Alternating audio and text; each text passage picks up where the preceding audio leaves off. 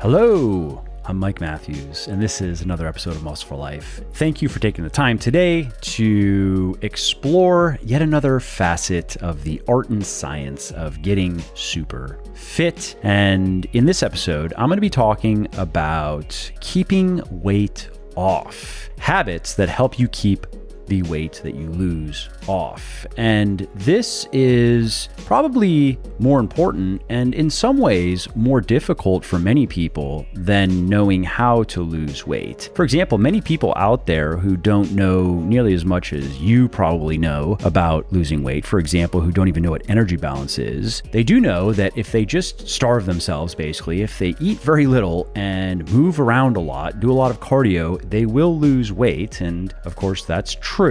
But then often what happens is these people do that and then they don't know what to do after, and then they end up gaining all of the weight that they lost back, or sometimes even more. And that usually is either the beginning of or just another episode of a long saga of yo-yo dieting, where their weight goes up to a point where they are very uncomfortable and they feel like they have to lose weight, or maybe their doctor says it's time to bring your weight down, your BMI down, right? So they starve themselves, do a bunch of cardio, they get their weight down, and then they are not sure what to do next. They know that they are sick of dieting, that's for sure. And so of course, then many of them just revert back to their old ways that then results in rapid weight gain, and the cycle goes on. And this is one major reason why research shows that most people out there who diet regain at least 50% of the weight they lose in the first year after losing it. Now, the most powerful way to break this cycle and to be able to lose weight and then keep it off for the long term is developing the right habits. And a great example of this comes from a study that was conducted by scientists at Bond University that took 75 overweight and obese people and taught them 10 key habits to incorporate into their day-to-day living. And what happened is, after 12 weeks, without being told to follow a specific diet or a specific exercise program, just being given these 10 habits to work on, these people lost on average about 7 pounds, which is great. But what is even better is, after 12 months, they had lost another 4.6 pounds on average. And there were no other interventions during that period. There was no contact even during that period. And what the scientists found is, not only did these people lose weight and continue to lose weight and keep it off, they also were eating better, they were eating more fruits and vegetables, and had improved their mental health as well. So habits are very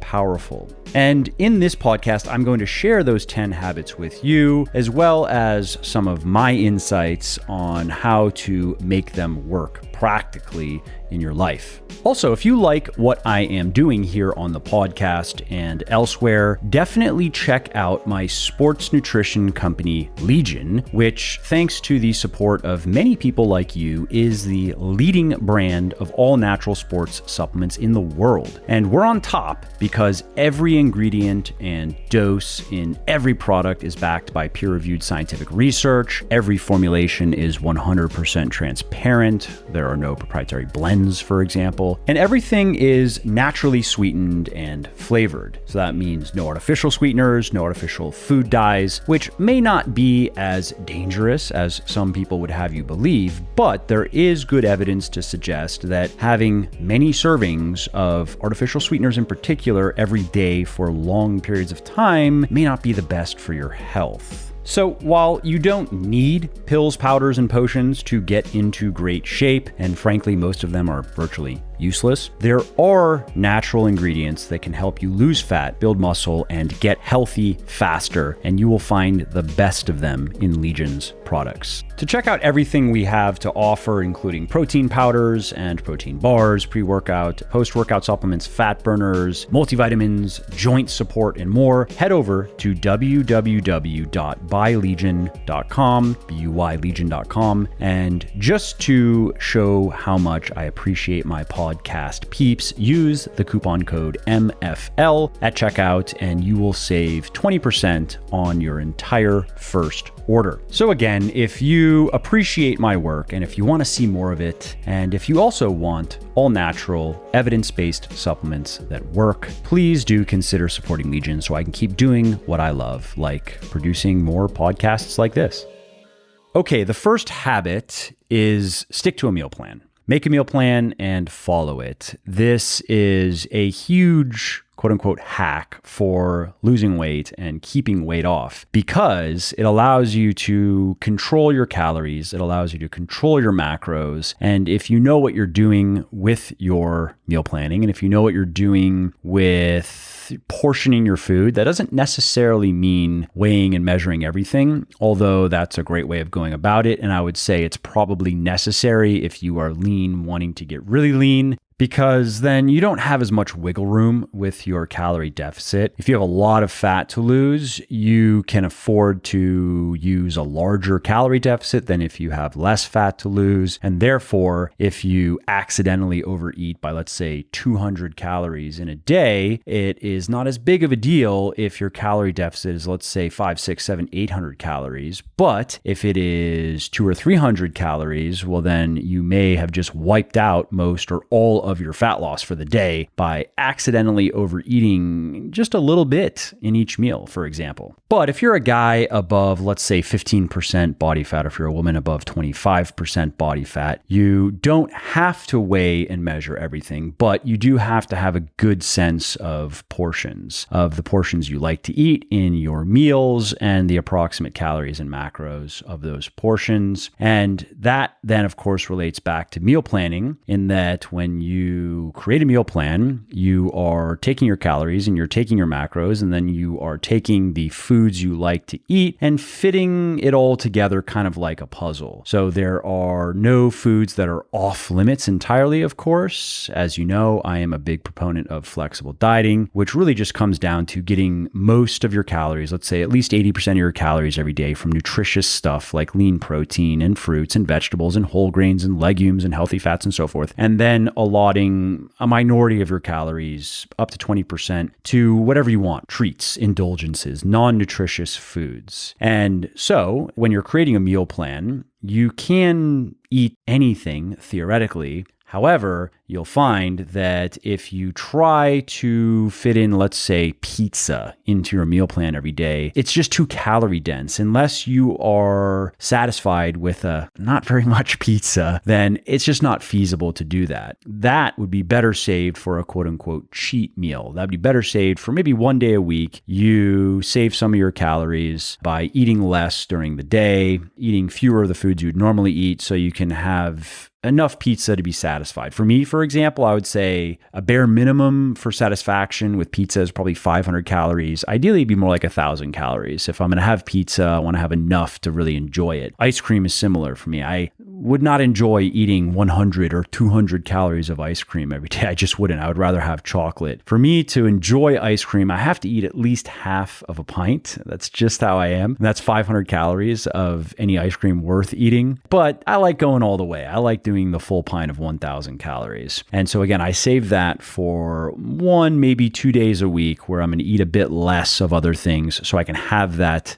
pint of ice cream. So with meal planning, then, what you're able to do is think in advance about what you want to eat and how you want to go about eating it. Of course, you get to set up your meals in terms of frequency. Whatever you like is fine for most people. If you like to skip breakfast, for example, and do something like an intermittent fasting style of dieting, that's totally fine. If you like to eat 8 meals a day, that's totally fine as well. You also get to decide meal composition. So if you're the kind of person who likes smaller breakfasts and bigger dinners, that's me, for example, you can do that. Or maybe you're the other way around and you really like breakfast food. And so you like to have a big breakfast and then you like to taper your meals off as the day goes on. That's totally fine as well. Really what you end up with is a plan that is just easy to follow. It makes it easy to hit your calories, hit your macros, and even you could say hit your micros, get plenty of nutrition, eating foods you like, looking forward to every meal of every day. And as you can imagine, that works wonders for compliance, which is the biggest Achilles heel that undermines people's weight loss efforts. Lack of compliance, just not following the plan. No matter how good the plan is, if you can't stick to it consistently, you don't have to be perfect. You just have to be good enough most of the time. But if you can't do that, it's not going to work. I don't care how evidence-based the meal plan is, or how time-proven it is, or how effective it is for other people. If it doesn't work for you, then it is not for you. We need to find something that will work for you. And the same goes with workout plans too. No matter how science-based they are, if you don't enjoy them, if you don't look forward to most of your workouts, and because it's okay, sometimes you're not going to want to get in the gym. Similarly with meal planning, sometimes you're not really going to look forward to that lunch salad that you normally look forward to. But most of the time, you should be looking forward to your workouts. You should enjoy your workouts. You should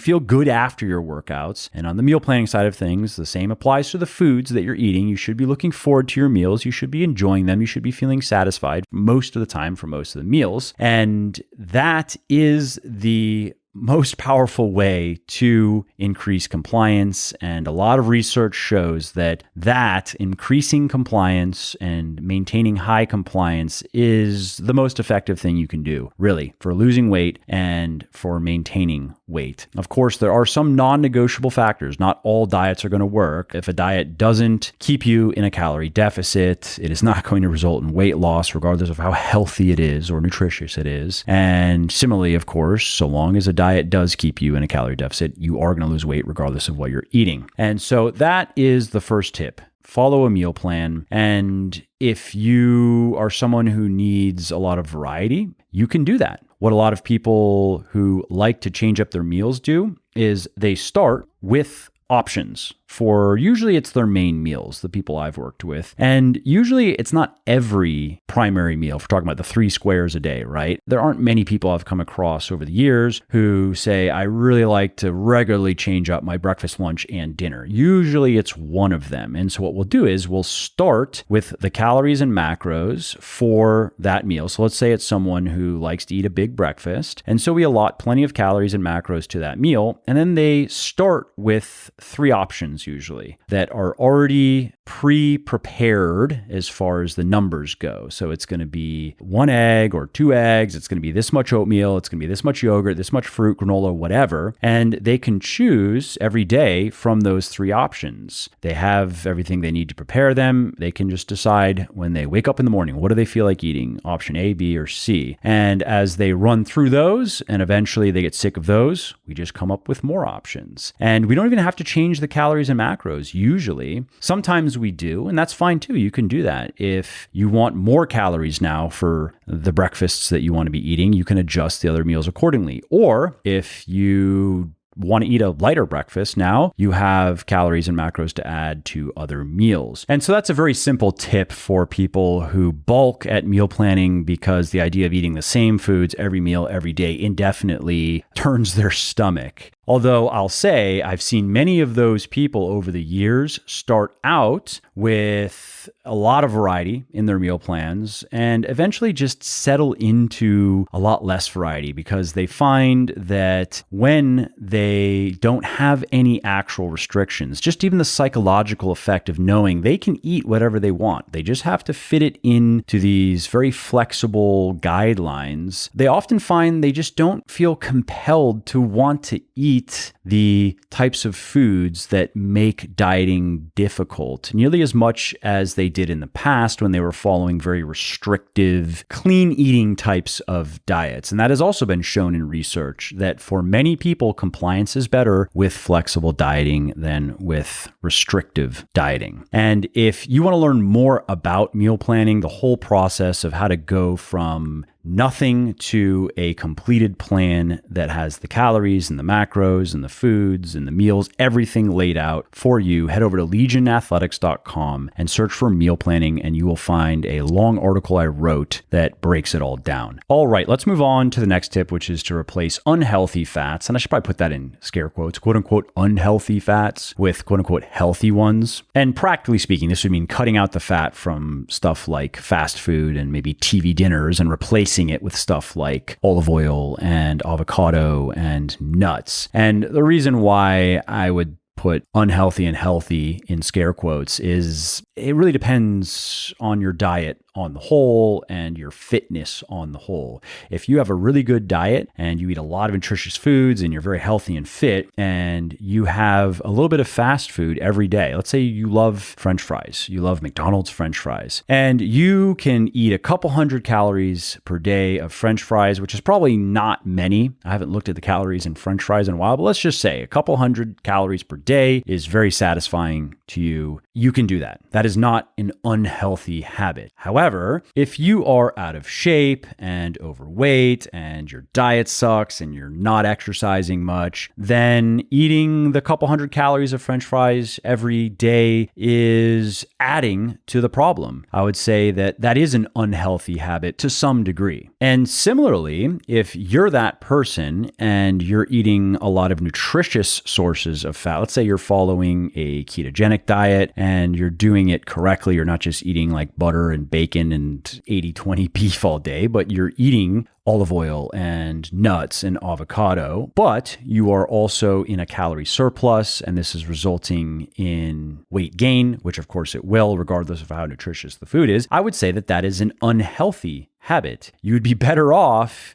eating some fast food every day, but restricting your calories and losing weight. In the end, the health outcome will be better in that scenario than the overweight, out of shape, unhealthy person who's eating a lot of nutritious food, but eating way too many calories and getting even more overweight, because that is extremely unhealthy, especially as you get into the obesity range. All types of diseases and dysfunctions are associated with just being too fat, regardless of pretty much anything. So then, coming back to this tip of replacing the unhealthy fats with the healthy ones, it's still a good idea if you want to maintain your weight. And it's also a good idea if you want to lose weight. And the main reason is the foods that contain the unhealthy fats. Let's take fast food, for example. It's just hard to control your calories and to get enough nutrition if you're eating fast food every day, because the food is so calorie dense often. And that's one of the reasons why it's super delicious, right? And you can easily put down 1,000 calories of fast food, for example, and be hungry a few hours later. Whereas if you eat 1,000 calories of nutritious stuff, especially stuff that has fiber, for example. So if you were just to make a nice mixed meal of lean protein and some vegetables and some whole grains, and it's 1,000 calories of food, that might keep you full for 4, 5, 6 hours. And that's not going to be the case with 1,000 calories of fast food. So I would say that's really the main benefit of getting rid of the quote unquote unhealthy fats. And if you can enjoy them in moderation, then of course you can include them in your plan, in your weight loss plan, in your weight maintenance plan. You just need to make sure that you are not allotting more than 20% of your daily calories to stuff like that. But if you can do that, if you can take 20% of your calories and put them into Chick-fil-A chicken nuggets, then hey, more power to you and enjoy yourself. But if you can't eat Chick-fil-A chicken nuggets, or you can't eat Chick-fil-A in moderation, if you just need to go all out when you're there, then it would be better to save that for the cheat meal or free meal, whatever you want to call it, that I mentioned earlier. Okay, the next tip is to move more, to walk more, take the stairs, try to be more active outside of your workouts. And the reason why this is a great tip is it can burn a lot more calories than people realize. For example, walking at a normal pace, not slow, but not fast, just walking at a normal pace burns a couple hundred calories per hour. Walking is a great source of cardio, especially when you're cutting, because you get the extra calorie burn and it doesn't really put any demands on the body. It doesn't cut into your recovery, and it encourages you to get outside, and hopefully you have some nature around you so you can reap the benefits of being in nature every day. And so this goes for just everyday decisions that you make. For example, instead of taking the elevator, you can take the stairs. Instead of just sitting in your chair for hours on end every day while you're working. You can set a timer to get up every hour to maybe 2 hours max, and you can go for a little walk, even if it's just 10 minutes. But if you're doing that every day, and then maybe you have a longer walk on the weekends, that all adds up. So if you can just think of ways to stay in motion more than you maybe otherwise would if you tend to be sedentary, then this can really help with maintaining weight. Again, if you were to do just a couple simple things, if you were to make a couple simple changes to your routine, where, for example, some of the things that I hear about from people I've worked with, a common one is using the car less and walking and riding bikes more. That's just a great, simple way. And especially now in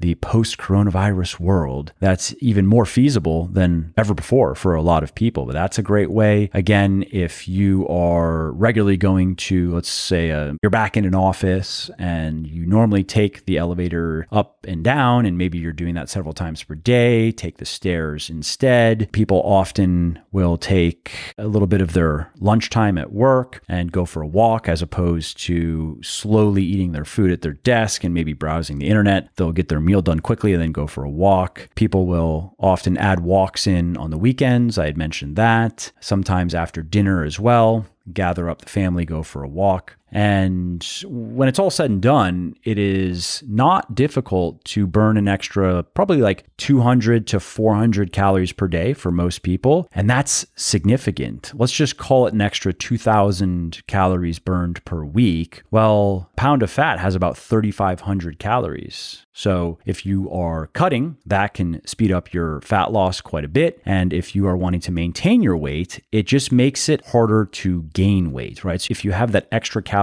expenditure, it gives you a larger margin for error with your eating. And it makes those small mistakes of just eating a bit more than you should have, let's say a few times in one day, not matter anymore because you burned extra calories. All right, let's move on to the next tip. Tip number 4 here, which is if you are going to snack, go for fresh fruit instead of delicious things like cookies and pastries and confections and the like. And I would say the first thing that you should know is the less snacking you do, the better. That has been shown in research that the better you stick to just a few larger meals per day and don't randomly nibble on stuff throughout the day, the better you're going to be able to lose weight and keep it off. And the reason for that is obvious, especially if you're snacking on stuff like cookies and muffins and chocolate. It is very easy to eat an additional, let's say, 500 plus calories per day if you are the snacking type. And if your snacking starts right in the morning, let's say you eat breakfast and within an hour or two you're snacking, and then you have lunch, and then within an hour or two you're snacking, dinner, an hour or two and snacking, and then you go to bed, or maybe you even have a pre-bed meal as well. And it's hard to track the calories and macros of the snacking, even if you're trying to do that. Let's say you're using an app like MyFitnessPal, or you're trying to just kind of eyeball it and do the math in your head. It's difficult because you don't really know how much you ate often. Like if you have some chips and you just kind of grab a couple of handfuls, how many calories was that really?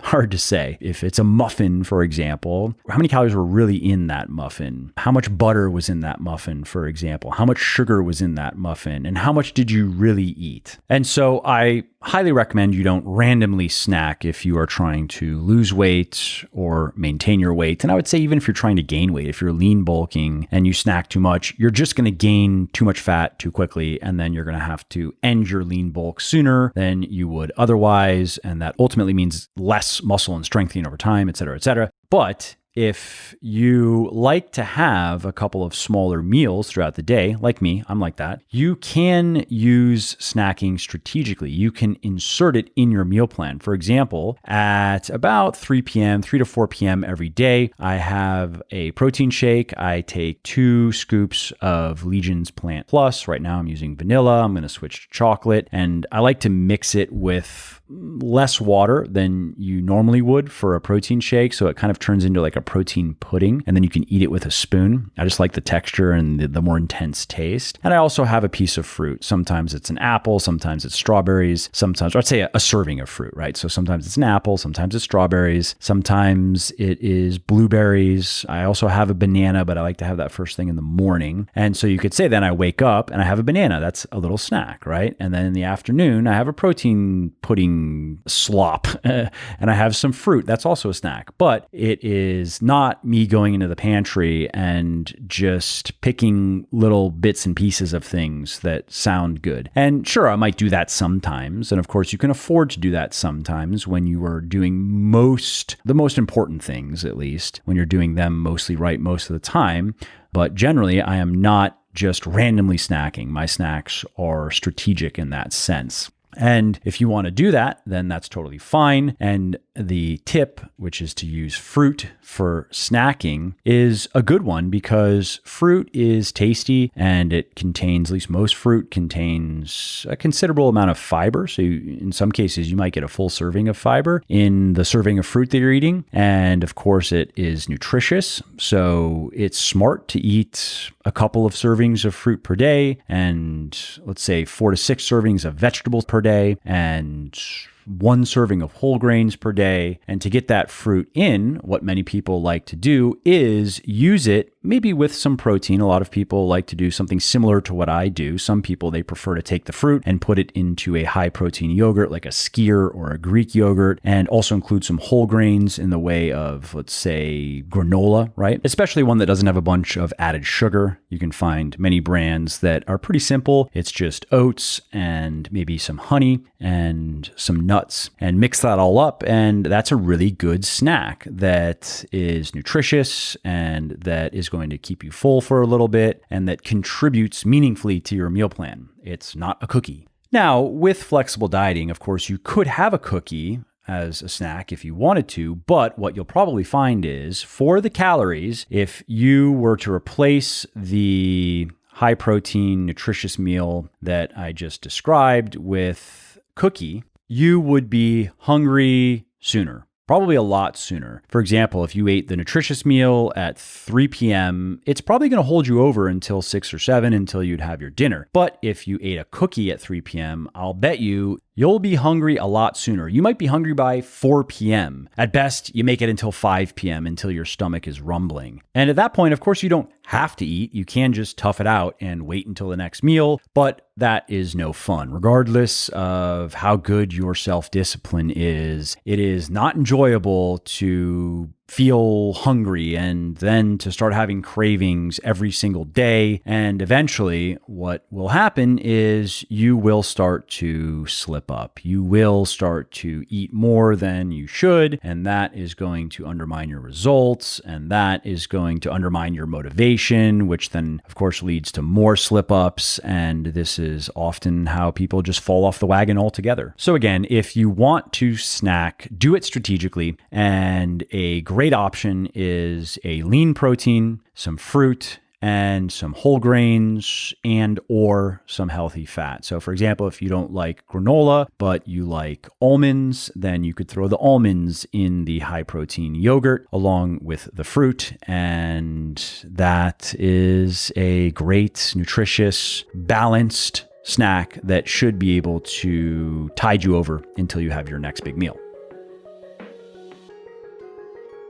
If you like what I'm doing here on the podcast and elsewhere, definitely check out my sports nutrition company, Legion, which, thanks to the support of many people like you, is the leading brand of all natural sports supplements in the world.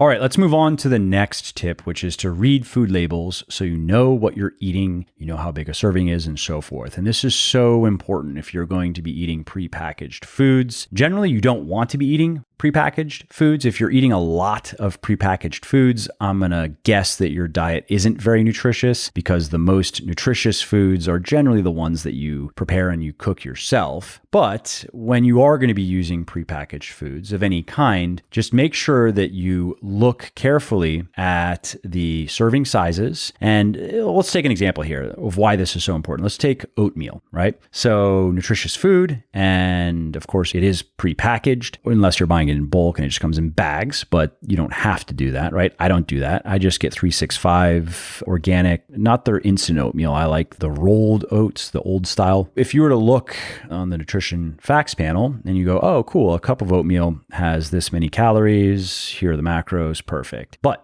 if you don't look at the weight in grams of the oats that they're assuming is 1 cup of oatmeal, what might happen is, let's say it's 60 grams. I would have to look what it is. Let's say it's 50 or 60 grams is what they're assuming. And you accidentally are putting in 80 grams because, of course, you can do that. And maybe your cup is slightly heaping. Let's say it's 60 to 80, right? That is a significant jump in calories. You have just accidentally overeaten by a fair amount. And the same thing would go for, let's say, a nut butter. That's another prepackaged food, totally fine if you want to eat it. If it's one that is relatively unprocessed, so if they haven't added a bunch of junk into it, they haven't added a bunch of sugar and a bunch of partially hydrogenated oils and so forth, I would say if it's mostly just ground up nuts, then that's great. That's a good way to get in healthy, nutritious fat. But if you were to look at the nutrition facts panel and let's say it's a tablespoon is this many calories, and your tablespoon, though, if you're not paying attention to, again, the weight in grams, how many grams of the nut butter are we talking about here? You could overeat by another 20 or 30% just in that, as far as the nut butter goes, not on the whole, of course. And if you repeat those mistakes several times every day, you can be accidentally overeating by a lot. I mean, I've seen 200-300 calories per day. That's normal for people who make these mistakes. And of course, then that's very perplexing to them because they feel like they're following their diet and they feel like they're in a deficit because they are. It's not a very large deficit, but unfortunately, a small-ish deficit, like a 10% or maybe even a 5% deficit, doesn't necessarily feel all that different experientially, like to you subjectively, than a larger deficit. So they feel like they're on a diet. They feel like their calories are restricted. They are eating the exact foods and they are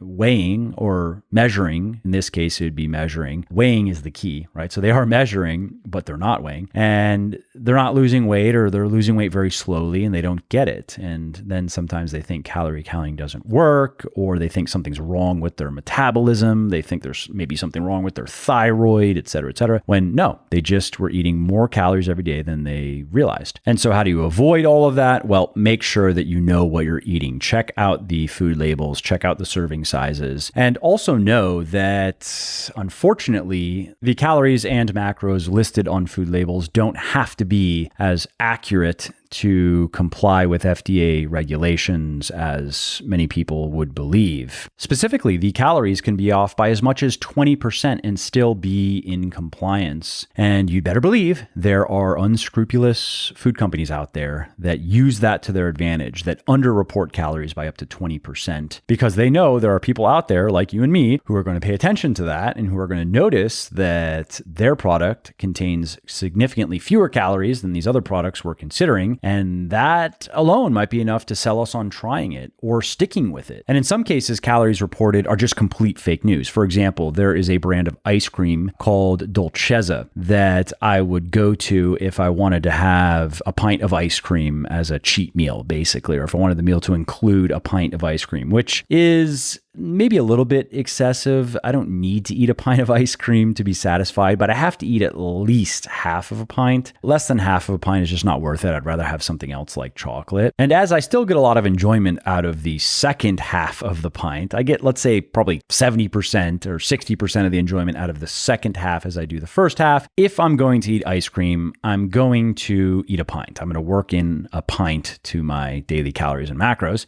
And so with this Dolcezza brand, they have a butter pecan flavor that purportedly had 500 calories per pint. And it was very good. It was much better than Enlightened. It was much better than Halo Top, and it was not as good as something like Jenny's, which is 1,000 calories per pint. And so I thought maybe the calories are real.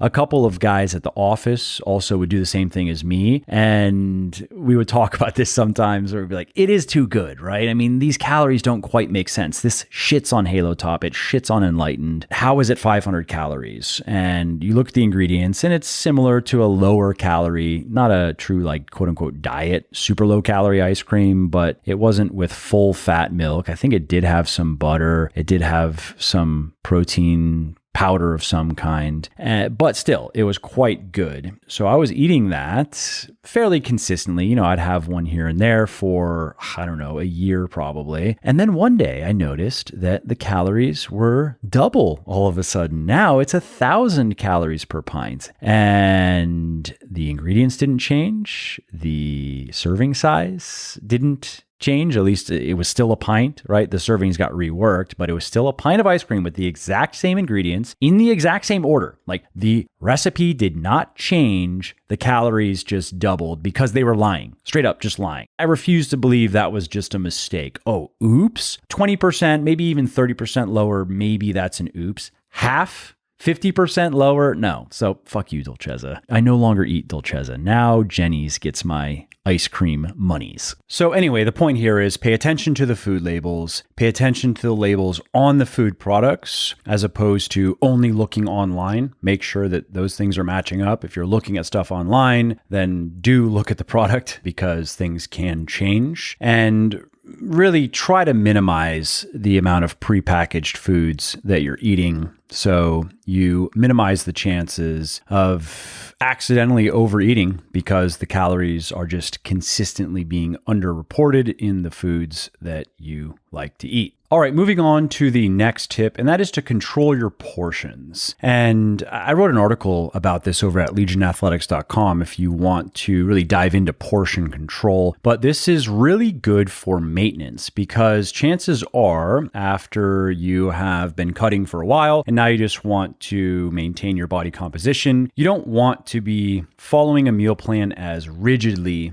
as you were when you were cutting. I mean, even if you're going to eat the same types of foods, which I tend to do, like when I'm cutting, my diet doesn't change that much in terms of the actual foods I'm eating. It's just the amounts because I eat stuff I like and I make changes when I want to make changes. And so that makes it easy. But when I am maintaining like I am now and like I have been for several months now, I cut for a couple of months during the COVID lockdown because I figured, why not? I'll take the time that I normally would have been driving, for example, to and from the gym and the office, and I'll just hop on my upright bike and get in, maybe 30 minutes or so of low intensity cardio every day. And that plus eating the way I was eating previously, and in some cases eating a little bit less, a couple of days per week, consciously eating a bit less than I was, but mostly just eating the way I was, plus the cardio was enough to drop about 8 pounds over the course of several months. That started maybe,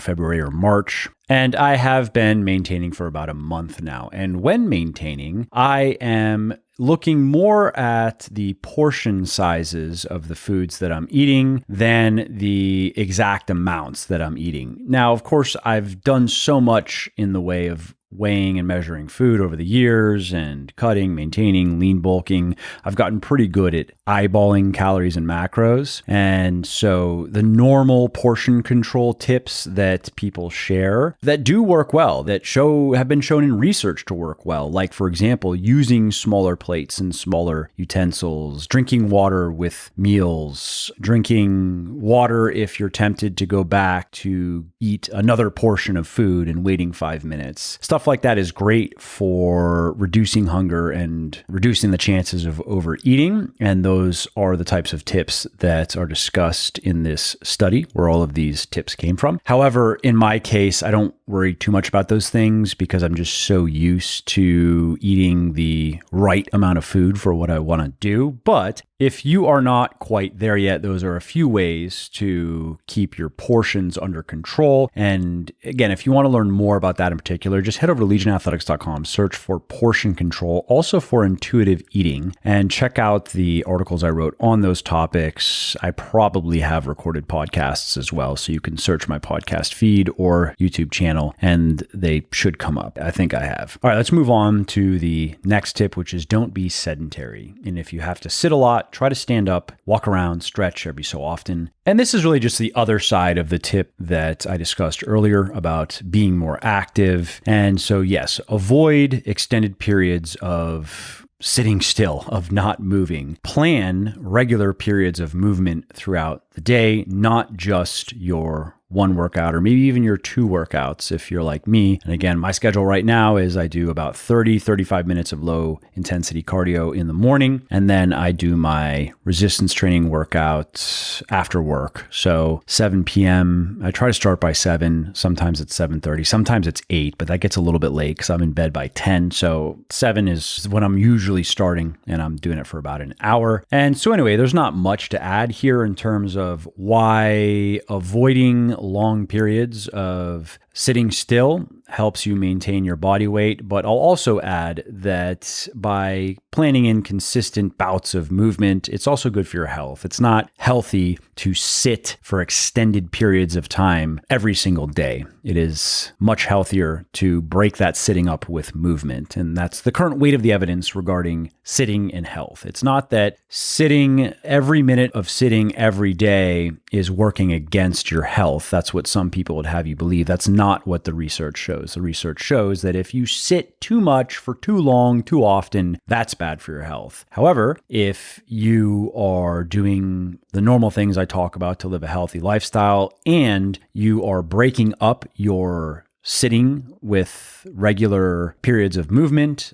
then you should be totally fine. So there is the extra health benefit of not being too sedentary. All right, let's move on to the next tip, which is to not drink calories, because while beverages can be filling, at least temporarily, they are not as satiating as food. It is much smarter to stick to water and to eat calories and to avoid stuff like soda and juices, which can provide a lot of calories for very little satiety. You can drink 1,000 calories of cola or of juice and be hungry 30 minutes or 60 minutes later. And that's why I tell people who are cutting to drink as few calories as possible, 0 if you can, and also people who are maintaining to drink as few calories as possible, especially if they're struggling to maintain their body composition. If they're struggling not to regain fat after cutting, just first cut out all calories from beverages, replace those beverages with water, and eat all of your calories. Now, where I actually recommend drinking calories is in the case of someone who's struggling to gain weight. They're struggling to consistently eat enough food to gain weight because their appetite just isn't naturally big enough to maintain the calorie surplus that's needed. And that's rare, but that's definitely out there. I've heard from quite a few guys over the years who were 150 pounds, 60 pounds, 70 pounds, skinnier guys who really struggled, who are new to weightlifting too, or new-ish. Maybe they have 6 months of weightlifting. Their body still should be quite responsive to proper training, and yet they just didn't see much in the way of weight gain when they were lean bulking.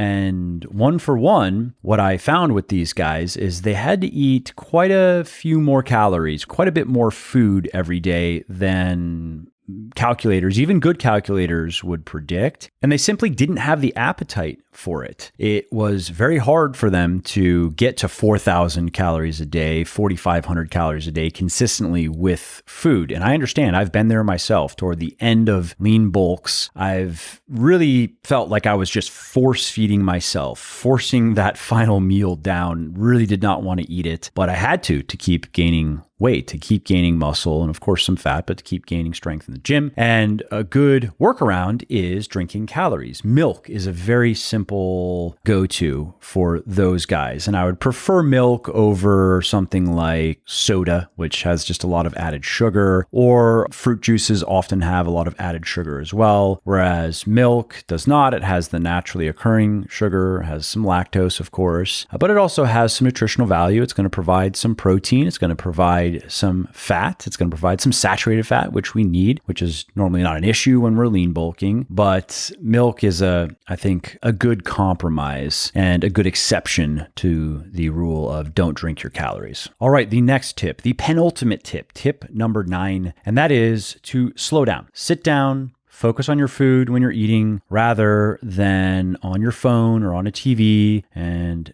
try not to eat on the go, because mindful eating, which is what we're talking about, paying attention to the food you're eating and enjoying it, is going to help you feel more satisfied with the calories that you have in each meal. And that, of course, is going to mean less hunger and better dietary compliance. So if you are like me and you tend to just scarf meals down as quickly as you can and move on to something else, and you are having issues controlling your calorie intake, if you're not having any issues, then keep doing it. Who cares? I'm still the same way because I don't have any issues with maintaining my body composition, and I don't feel like taking 20 or 30 minutes to eat dinner. But if I were having issues controlling my calories and with compliance, then I would do that. I would slow down and I would chew every bite enough. I would chew it, I don't know, what did our moms always tell us? 15 chews or 20 chews per bite. And I would, again, no phone, no TV, no electronic devices. I would just focus on the food and enjoying it. And I would focus on the conversation that I'm having with my wife and my kids. I would drink water between each bite. And I would be looking to, again, extend the meal and really focus on the food, because I know if I did that, I would get a lot more satisfaction out of the meal than just ramming it down my throat so I can go do something else. Okay, the final tip, tip number 10, is try to eat 5 servings of vegetables every day. And if you are a regular around here, you've heard me say this many, many times, and this is great for your health because your body needs to get a lot of key nutrients from vegetables. But vegetables provide more than just nutrition. They're also very filling. So for the calories, they are going to keep you a lot fuller than probably most other foods that you could eat calorie for calorie. And so this is particularly effective when you're cutting. You do not want to take your lowered calories when you're cutting and start removing vegetables and replacing them with things that are maybe a bit more satisfying because you already are not enjoying the calorie deficit. So you're thinking maybe you can counterbalance that with more tasty foods. That's an easy way to sabotage your diet and an easy way to undermine your calorie deficit, because you're going to be dealing with more hunger, and that means more cravings, and ultimately that just means more overeating. Whereas if you maintain a high level of vegetable intake, what you'll find is you are generally just fuller. And that goes a long way when you're cutting, and as well as when you are maintaining. Because while overeating is not as big of a deal when you're maintaining, because yes, that means you're going to gain a little bit of fat, but you know that you can just eat a bit less for a few days then and lose a little bit of fat you gained. And the goal is to just stay more or less where you're at. Whereas when you're losing weight, you're trying to get to that weight loss goal, and overeating just sets you back. It means that you have to work harder and work longer to reach that goal, and that can be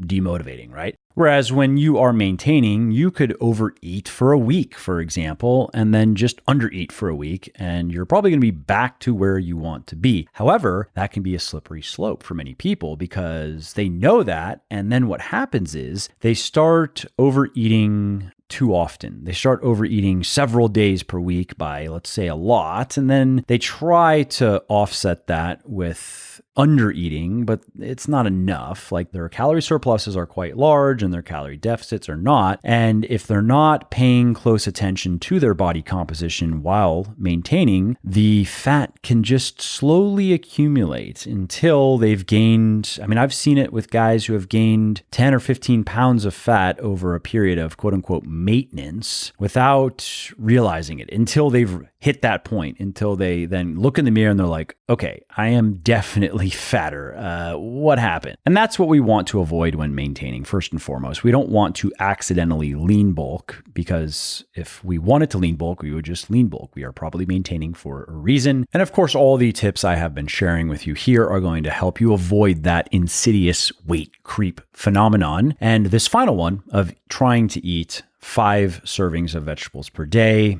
is a big helper in that regard, because it keeps your hunger levels generally down, fullness levels generally up, and that means fewer cravings and just more satisfaction day to day with your meal plan.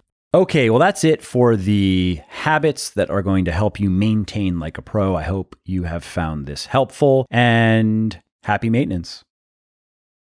All right, well, that's it for today's episode. I hope you found it interesting and helpful. And if you did, and you don't mind doing me a favor, could you please leave a quick review for the podcast on iTunes or wherever you are listening from? Because those reviews not only convince people that they should check out the show, they also increase the search visibility and help more people find their way to me and to the podcast and learn how to build their best body ever as well. And of course, if you want to be notified when the next episode goes live, then simply subscribe to the podcast in whatever app you're using to listen, and you will not miss out on any of the new stuff that I have coming. And last, if you didn't like something about the show, then definitely shoot me an email at mike@muscleforlife.com and share your thoughts. Let me know how you think I could do this better. I read every email myself, and I'm always looking for constructive feedback. All right, thanks again for listening to this episode, and I hope to hear from you soon.